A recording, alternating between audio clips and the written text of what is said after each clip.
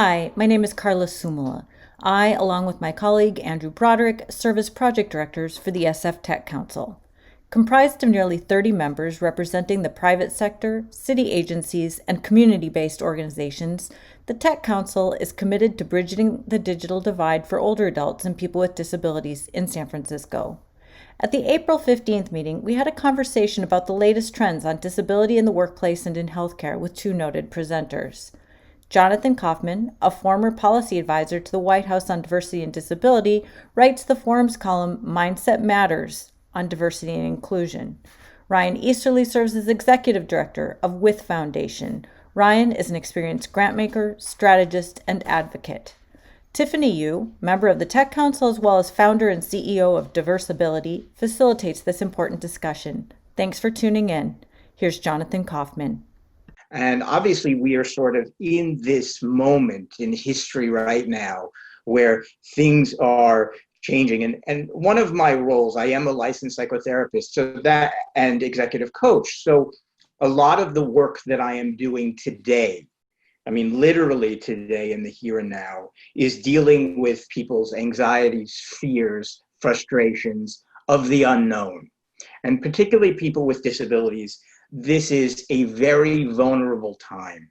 And essentially, people are at a point where they're dealing with not only their own health, but the question of how do I deal with this new normal? What is it? How do I deal with employment issues? How do I deal with healthcare issues? How do I deal with family issues? And I think this is the moment where we sort of have to take a moment of pause. I think one of the silver linings of having these quarantines is our ability to have this pause and say, okay, we have to think strategically, truly strategically, of what our needs are.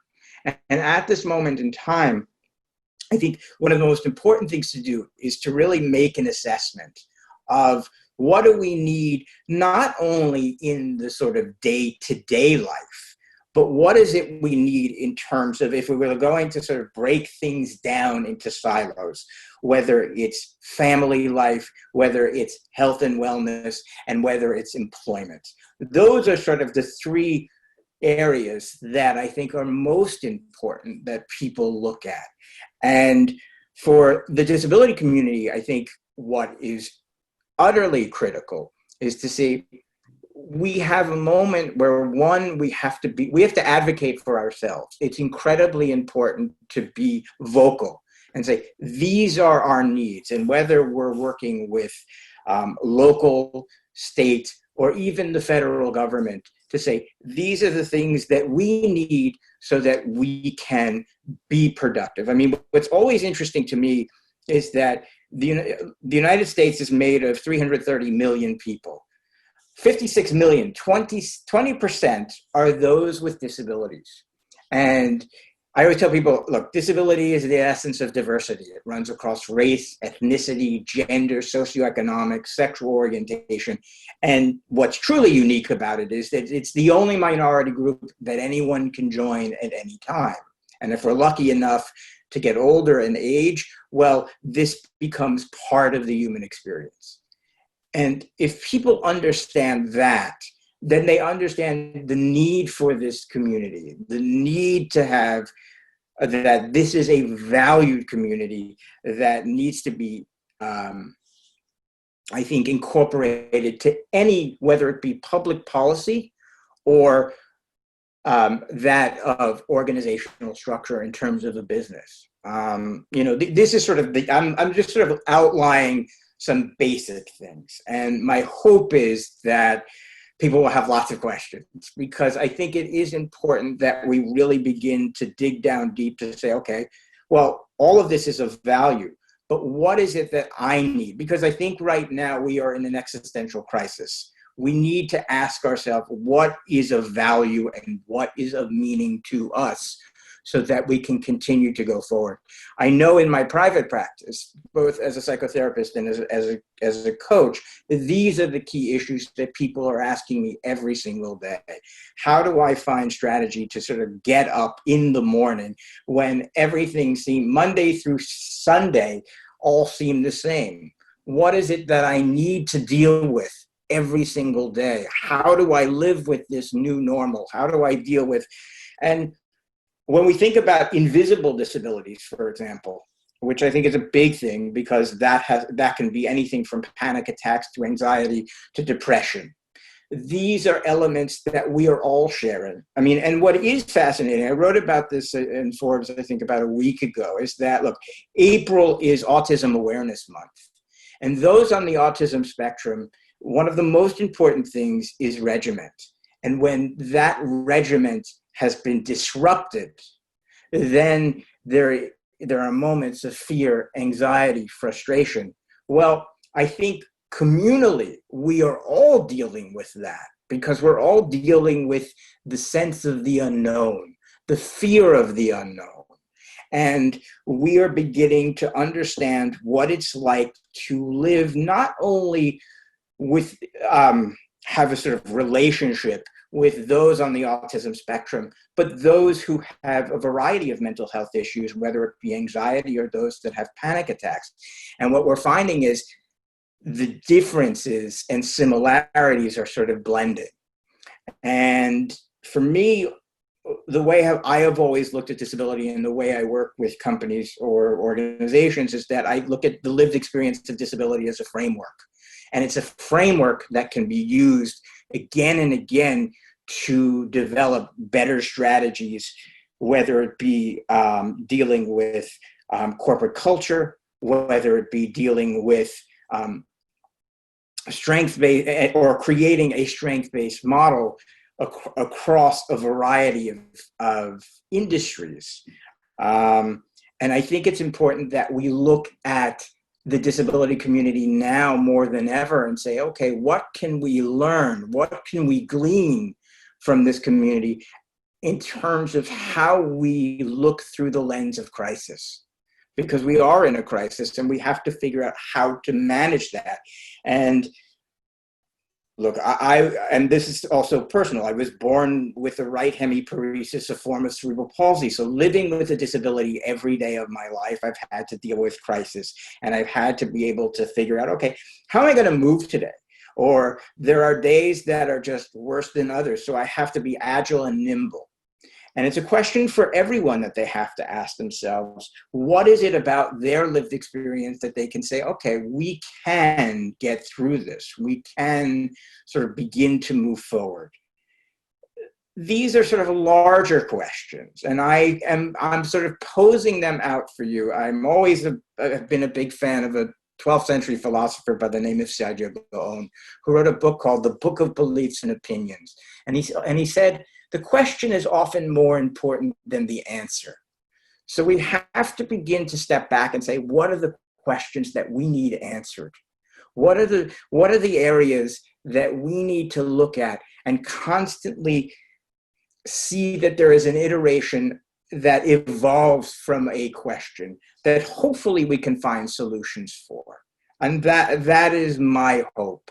And, you know, if I can give you anything that you can have it, at least for a takeaway today, is to always, always ask more questions, because it's out of that where we can find, hopefully, some answers that are satisfactory and help us navigate through these troubled waters. I hope that is helpful for some of you at this point. You know, and I'm open for any questions or any thoughts. I mean, I know it's a lot. It's meaty. Sure. Thanks, Jonathan. And I think to the extent that any of the council members have questions or anyone who's on the call, you can just put them on the chat box and then I'm happy to call on you. But I guess I'll start. So I was on a conversation earlier today with Getting Hired, organization that helps partner with companies to create this job board for disabled job seekers. And one of the things that I've been thinking about is, you know, even if we look at non-disabled jobless claims, like those are astronomical and going, you know, off, I don't know what the right idiom is there. But as we look at disability employment, which I know is where you have been spending a lot of what you've been writing about. Yeah. what can we do as organizations who serve disabled job seekers or the disability community do to kind of get ahead of the fact that so many people are going to be looking for jobs and we are already at such a large disability employment gap? Right. I think the gap is extraordinary, and the number of jobs that are lost seem to be growing by the day. I think it is a question, and I would argue, okay, so I'm going to break this down into two angles, and I think one of them is sort of the tech angle, because I think that's really important. I had a conversation with the provost of MIT a few years ago saying, okay, he stated that about 60% of his student body are on the autism spectrum. So technology in itself, that we have to begin to think about hiring this community. I do think that this moment in time is a place where, whether it's the stalwarts or Google, Apple, Facebook, or startups, have to think about, okay, we have to think about the disability community as a value-added employer and potential job seeker that can be a value add to what we do. And it's really critical that, whether you're coming at it from a talent management point of view, that we have to focus on whether it's non-for-profit organizations, that focus on this, to universities and schools, to other non-for-profits that are looking to help people within this particular community, because we need to see it as a value add. A lot of this, again, is, I've called my column Mindset Matters. It's to place yourself in a new mindset and to sort of grow the understanding that this is a community that has something to offer and has tremendous value. So it's that awareness that we have to create. But then from the awareness comes the fact of, okay, how do we implement that? Because being aware of something is one thing, but application is absolutely critical. That's at least the beginning. Yeah, and some great questions coming in here around, now that all of us are very reliant on tech. Yeah. There's one question around, how can we make sure that as technology continues, this Marty, I don't know if you want to ask the question yourself.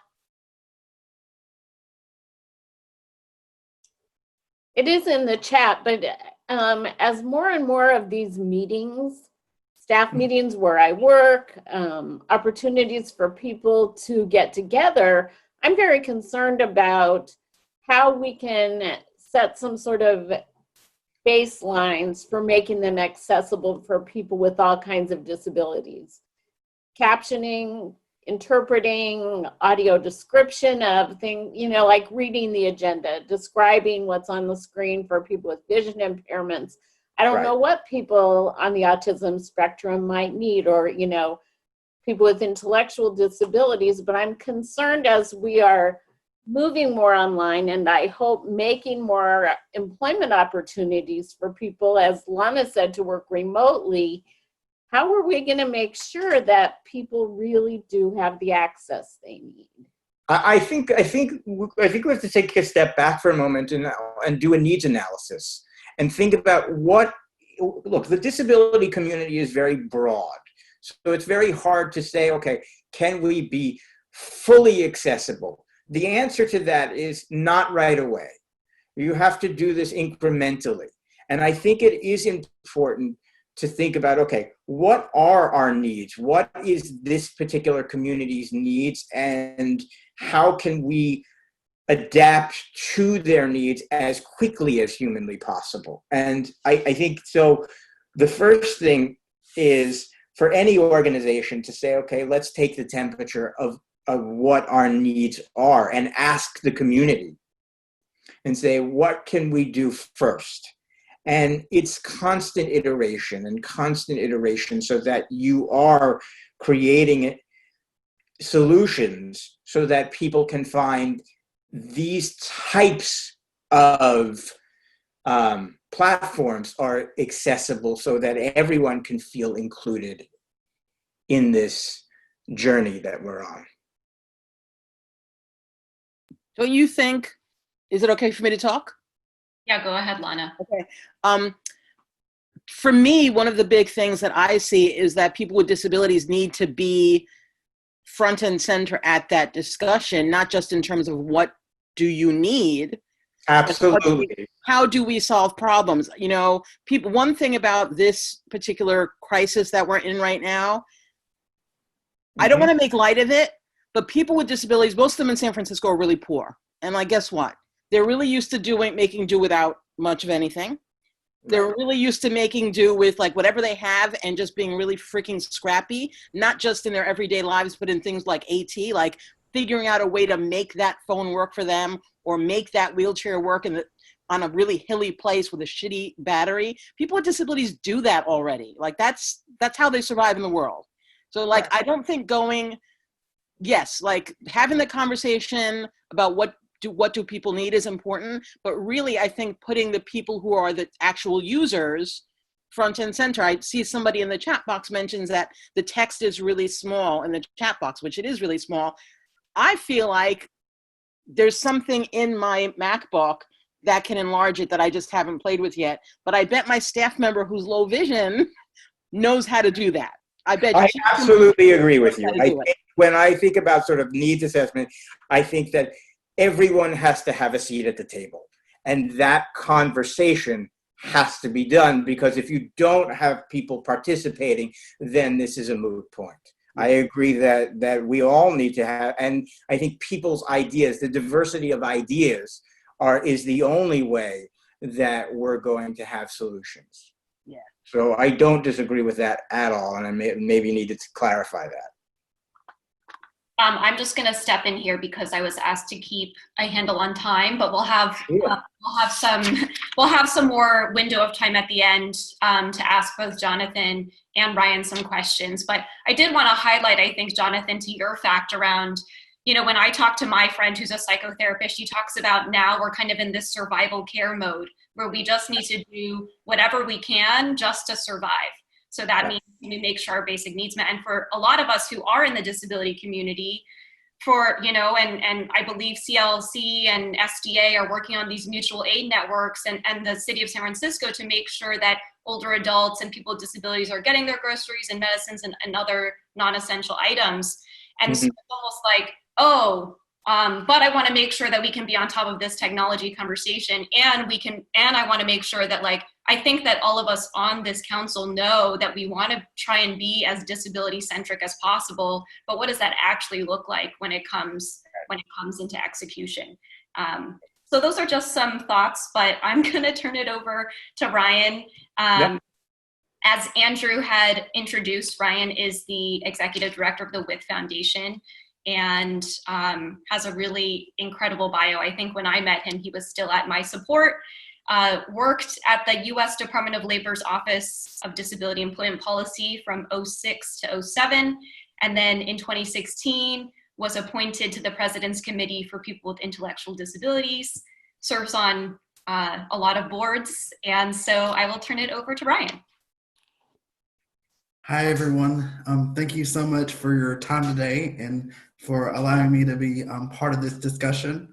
I just wanted to share a little bit about what WITH works on and some of what we're doing in the tech space, and hopefully answer some questions and get some feedback from you. So I'm going to start by giving some context about what the foundation itself does. So WITH Foundation was established in 2002. And it began by giving broadly to disability issues. But then since 2011, it has been focused specifically on healthcare. And when I say healthcare, it's ultimately promoting comprehensive healthcare for adults with developmental disabilities. And when I say developmental disabilities, I mean people whose experience of disability, the onset of disability, occurred before the age of 22. So we look at supporting comprehensive service delivery models within healthcare settings. We do some healthcare practitioner cultural competency training or cultural humility training. We support some programs that look at the reimbursement system within healthcare settings, programs that support the increased use of supported decision-making within healthcare settings. We basically look at anything and everything that will help that adult with developmental disabilities access high-quality healthcare. Ultimately, we give out up to $1.5 million each year to nonprofits in the United States. But then outside of our traditional grant making, we also have a Funder Ed initiative which supports our peers in philanthropy and including a lens of disability in their grant making. We specifically do try to target health funders, but we help many other foundations that just will benefit and have an interest in being more intentional about including disability in their overall portfolios. But then what brings me here today is discussion of our digital health initiative, which looks at ensuring that the perspectives and experiences of individuals with intellectual and developmental disabilities are included in the future of digital health. As a foundation headquartered in Palo Alto, we're very aware that technology changes things, and technology is changing how healthcare is delivered. So we want to try to ensure that as technology changes the way we live our lives and the way we receive services, that people with intellectual and developmental disabilities have that seat at the table, that we are part of the change, and that the community's needs are being met.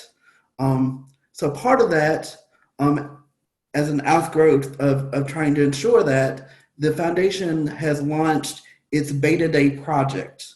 Now, the foundation most cares about healthcare technology, but we also, by talking to various partners and really taking a look at what's available, we understand that although we specifically care about healthcare technology, really when it comes to technology in general and what's out there, there isn't the understanding of universal design and isn't the availability of accessible technologies in the way in which people with disabilities would ultimately like to see.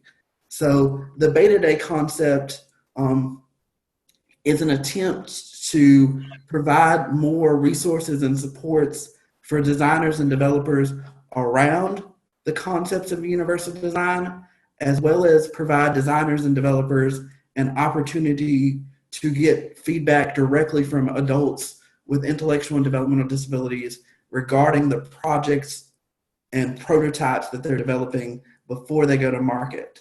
So ultimately, the Beta Day project was launched in 2018, and it's in partnership with Sidebench, and they are a tech consultancy company based out of Los Angeles. Basically, other well-known companies come to them and say, we have this idea, but we don't have the know-how, build this app for us.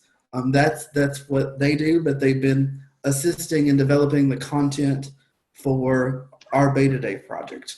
The Beta Day project really has two prongs.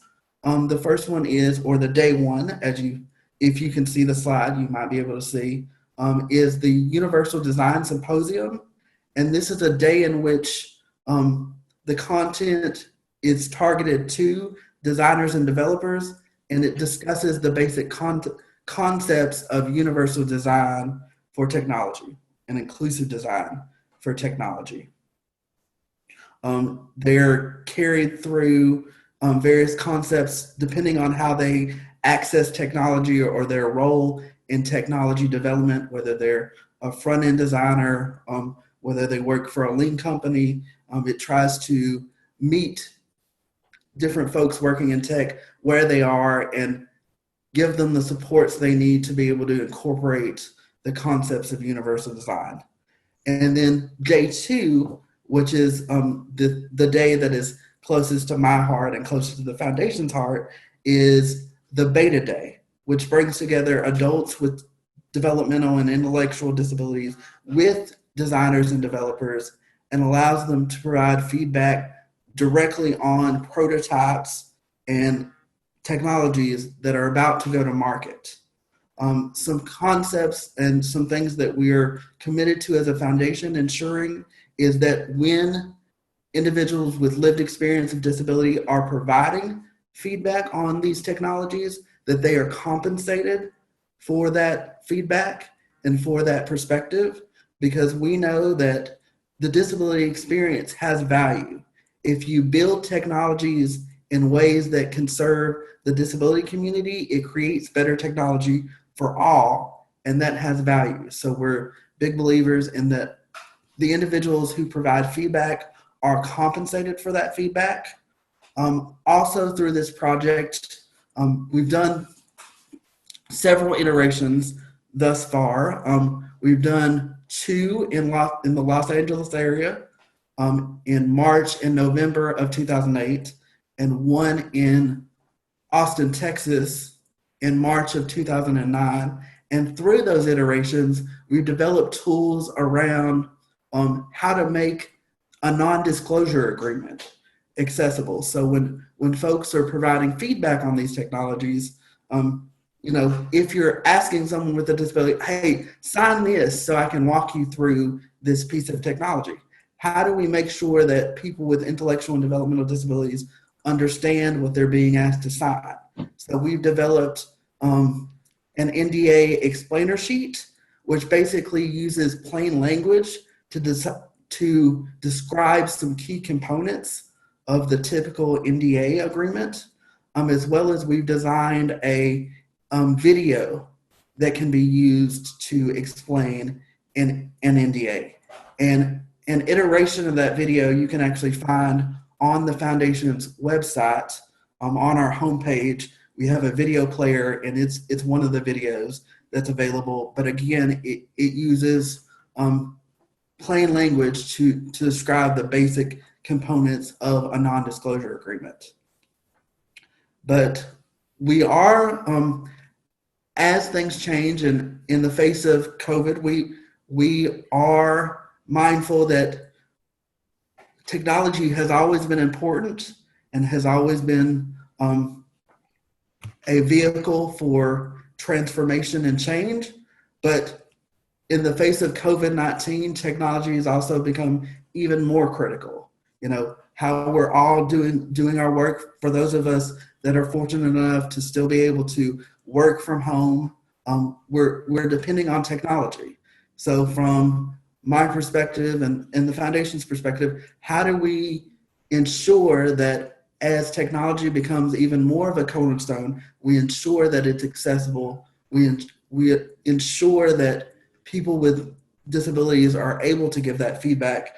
And that being said, also ensure that people have access to technology, because that's also an issue. Not everyone has a computer. It's, not everyone has consistent internet access. So that's something else we're thinking about. But in terms of the Beta Day project, it is something that we are continuing to push out. We do hope to do a Northern California version of this project. The Beta Day component is somewhat up in the air. We do hope to do it. And thus far, we are shifting away from doing the Beta Day, the Day 2 component anytime soon, because we want to ensure that if people are asked to come together, that it is safe for everyone. But we would very much like to hear your feedback and any suggestions you have as you hear about the concept, and any thoughts you have about a Northern California event. It's, this is our backyard, and we would very much like to have an event in our backyard. So thank you. All right. Thanks, Ryan. I guess I always think beta days are a great idea. Number one, making sure people are compensated for feedback, but then also having the users of the product be able to actually test them and I think would be super interested in attending. Yes. So, but yeah, I guess just looking, so again, if you have questions, you can put them into the chat. But I guess a question, so Ryan touched on this a little bit, there is a digital divide. From Joseph, he wrote the number one issue we're facing is the digital access gap, Wi-Fi and laptops. We're finding in this new world of video conferencing that individuals don't have the access they need to access services. I don't know if you, so on the one hand, it's like even the technology that we're using, sometimes it's not accessible. And then it's how do we even get access to the hardware that we need in order to access? Yeah, well, I guess my point is, and I was working with Tomas, who's on the call, and we do a lot of digital literacy and computer training, and we want to do distant learning, but we found that 100% of our clients do not have the platform to do Zoom. 100% of our clients don't have the latest software. And so how do we even get them to how we used to serve them in a classroom setting? And so really, it's actually, this is hardest on the people, I think, that Felton and all our, you know, the community, Marie's Foundation and stuff like that, all the people we're trying to hit. It's like, we're spending an hour just trying to see if they can get on Zoom. And then realizing they don't have the platform to even access it. And they don't have the internet access, and phone won't cut it for them to apply for jobs remotely. So we're finding a lot of huge barriers for individuals. So we're looking to ask, I went to our development team and said, you know what, laptops for everybody. That's just, everyone needs a laptop. They cannot pursue these employment services, Zoom calls, support calls. They don't have the platform, nor do they necessarily have, we've lost all our free Wi-Fi. Even though there is Wi-Fi, it's still spotty. I still have some staff who, you know, video calls are hard for them. So I think this is, if groups aren't allowed in the next 6 to 9 months, which we believe they're not, this is one area that we need to figure out how do you do computer technology training 6 feet away? You know, for a senior person with disability, it's our biggest barrier right now. I think from WIS's perspective, in terms of our direct funding, because we are a healthcare funder, we don't have the bandwidth to fund individual devices for individual people. But one of the things we can do, we fund a number of advocacy-related grants, and we've begun to have conversations for the organizations that we fund that do healthcare-related advocacy. Can they start including in their conversations the need for technology to be paid for through Medicaid, Medicare, and other federal funding programs? And then from a broader perspective, when WITH is talking to other funders related to their grant-making portfolios and their COVID-19 response, we've been very clear and very intentional about saying technology access is a critical need for the disability community. The Department of Public Health did a study. I work with the HIV health services and mental health community, and we found that clients on Medi-Cal and Medicare went through 3 phones a year, often the assurance phones, what we call the Obama phones. And so this just talks about the connectivity even to primary health care, and how the Department of Public Health, kind of talking to what you know, the WITH Foundation's talking about, is that they made the social workers as part of their standard of care to spend an hour with that person to navigate cellular access as part of standards of care. Whereas before it would have been the client's problem, right? It's your problem. You've lost the phone. You're going to have to fix this. And so really having each of the support networks in this person's support network saying that's the thing that person needs for that 1 hour. It's not listening. It's not counseling. It's really just spending them with that support, your support skills of getting them this lifeline just to get them from one step to the other step, because you can't even get to a computer unless you have your cell phone and things like that. So I think that's a great point. Thank you for sharing. Jonathan and Brian, both of you kind of talked, Jonathan talked about like making an impact on the policy level. Brian would kind of just love to learn a little bit more about the advocacy, like what issues you're particularly advocating for right now. Well, I would say as a private foundation, we don't get into the advocacy space, but we fund some of it. It's big in private philanthropy. People get very nervous about we can't lobby. So I'd like to take this moment to just disclose that of the advocacy that we do, we are very careful that none of it is earmarked for lobbying purposes. The organizations that we fund are just educating policymakers and lawmakers. But of what we fund, some of the organizations that you may have heard of are the Autistic Self-Advocacy Network. They represent particularly the autistic community, but also lobby on behalf of the developmental disabilities community more broadly. More locally within California, we've funded DREDF, which is the Disability Rights Education and Defense Fund. We also fund Disability Voices United out of the LA area. They also represent the perspectives of the disability community at the state level. But it's really, they are tackling a number of issues from their perspective, and we're just pleased to support that work.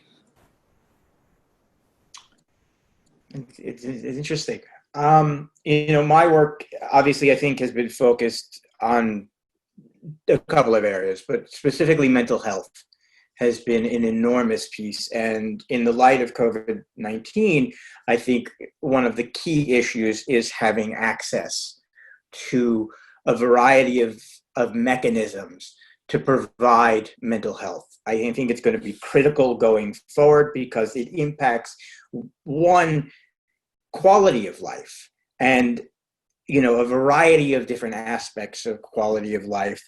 But also another large part of my work is not in the United States at all. It's actually in Europe, and looking at understanding the culture of disability within the European Union, and specifically in Scandinavia, which I believe they have a much better system than we have here in the United States, and being able to say, what are they doing well, and what sort of ideas can we bring back to the United States to say, well, how have they looked at inclusion as a vital component of their everyday lives, whether it be in areas of employment, whether it be in areas of healthcare, whether it be in areas of just the quality of everyday life. And so that for me has been very interesting. Obviously, now I literally came back from Budapest 2 weeks before COVID hit.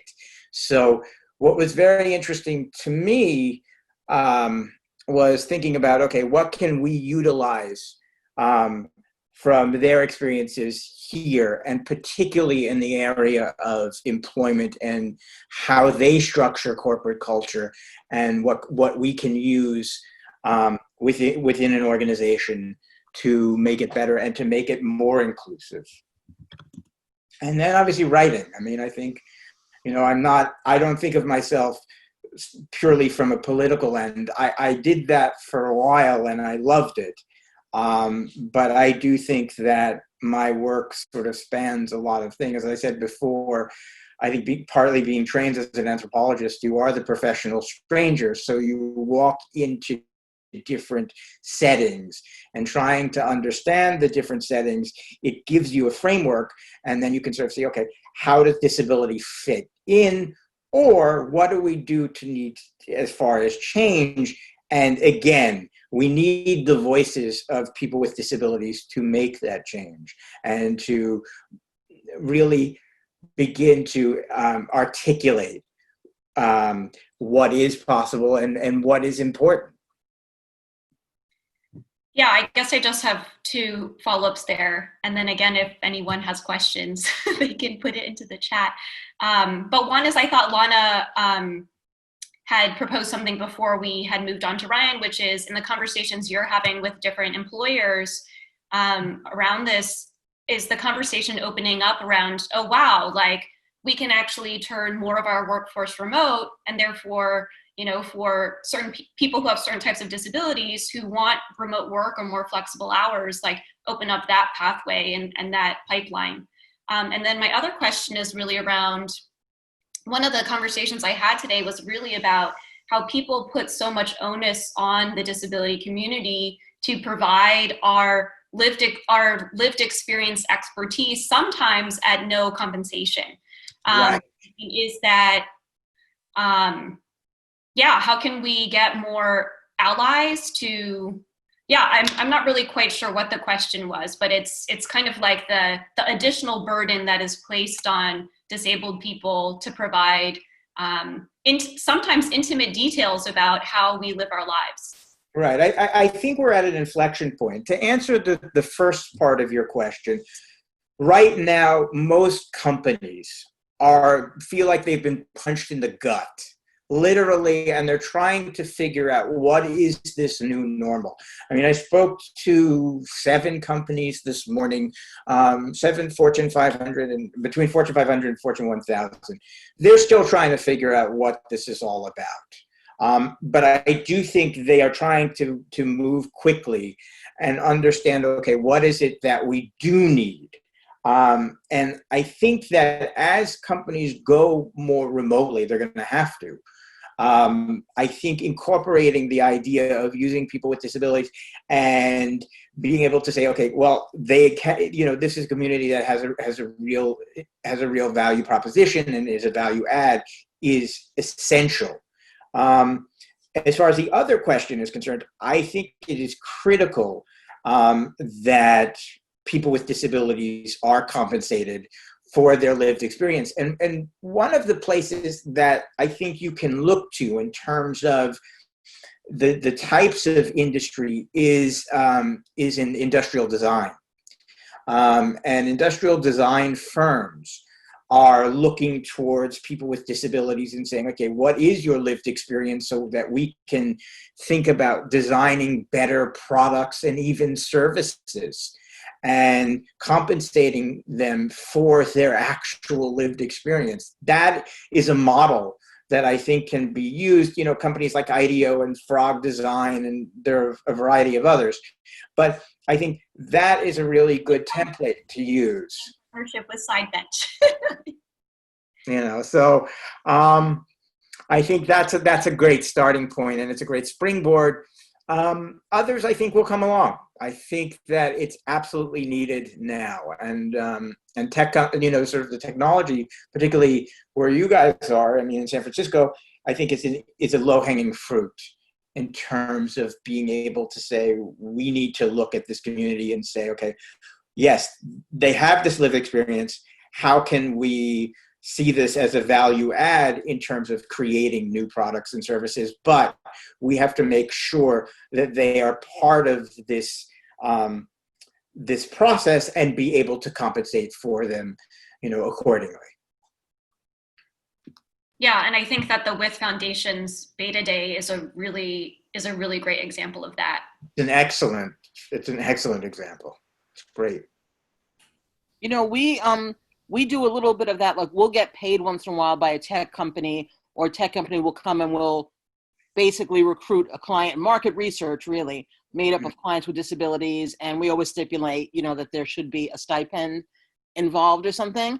But I do find, I think there is this feeling, not just in the tech industry, but in the business sector in general, that people with disabilities should just feel lucky to be included. I sat at a table of one of the big tech companies that you all use, and I can't name them for various reasons, recently. And they were talking about a failure on their part at trying to become accessible. Like, they developed something and they developed it all wrong. and it really was not accessible. And what they said to us was, well, why didn't you offer to help us? And this was to a bunch of us at the table with disabilities. And I was really glad that it was a woman with severe, multiple disabilities who said, well, what you never offered to pay me.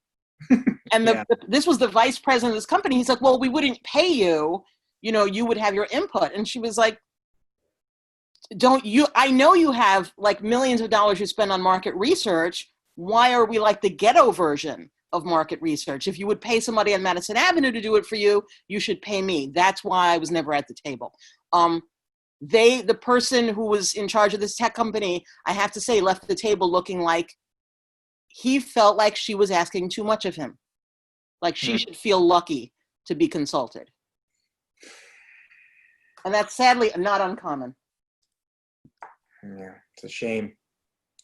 Yeah, and This is Marty. Can I chime in with something? I was really surprised at I think it was the last Tech Council meeting, at least it's the last one I went to learn that young developers are not being taught about the World Wide Web Consortium. They're not being taught about baseline accessibility.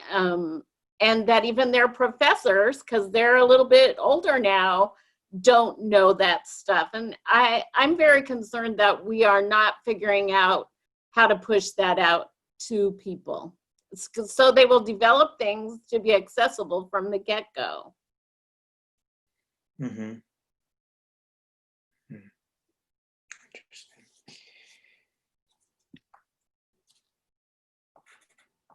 yeah. I think one of the areas that really, I think, needs to be pushed is within business schools.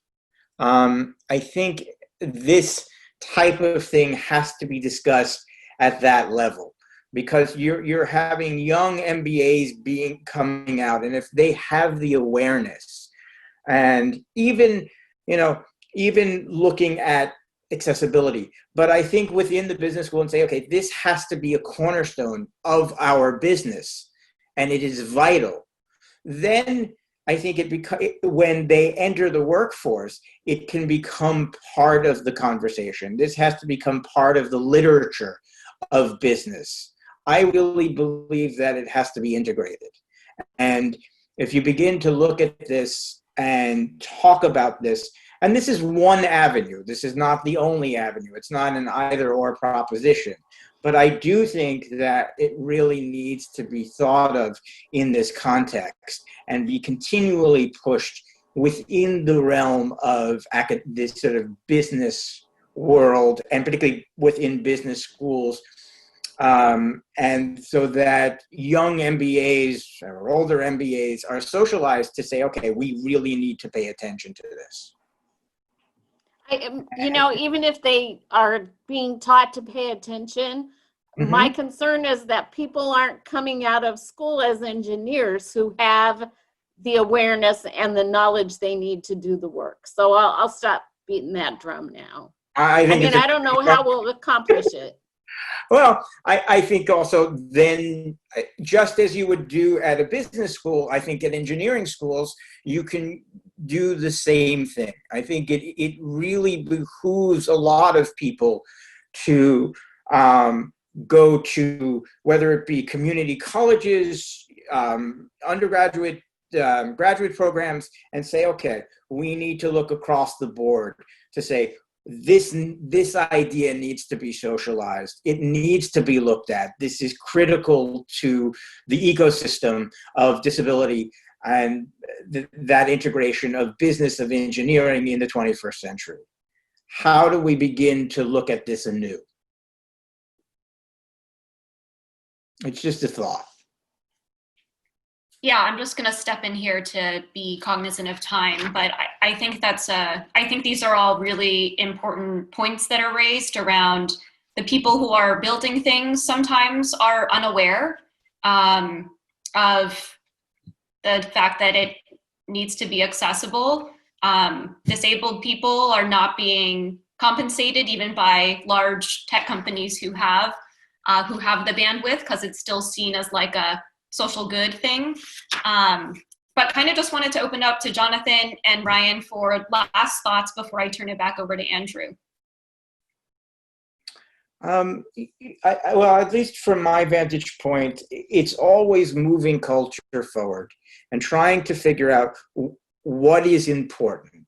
And I think in today, just looking at my clients, whether it be from a coaching side or even the psychotherapy side, it's in the era of COVID, we really have to rethink and reimagine what the world looks like. And we are forced to. So at this time, and I said this before at the beginning, the silver lining of this is that we're able to sort of take a pause. And at this point, we have to do a lot of planning. And we really have to take this time and communicate with one another, overactively communicate with one another in the best way we can and say, okay, we need to think, what is our sort of hit list of what the most important things are, and just go out and do it. And I'm finding out now, just in my own practice, that people need to be reassured and reaffirmed that there is hope on the other side. I'll end there. And from my perspective, I want to thank you all for sharing your thoughts and raising the different things. It's helpful to hear your individual perspectives, as well as reaffirming to hear some of the things that you raised that we hear is an experience from our grantees and other partners. From my perspective in regards to Beta Day, I do hope to share with Carla the information regarding our virtual event, which is the Universal Design Symposium piece that will be June the 22nd.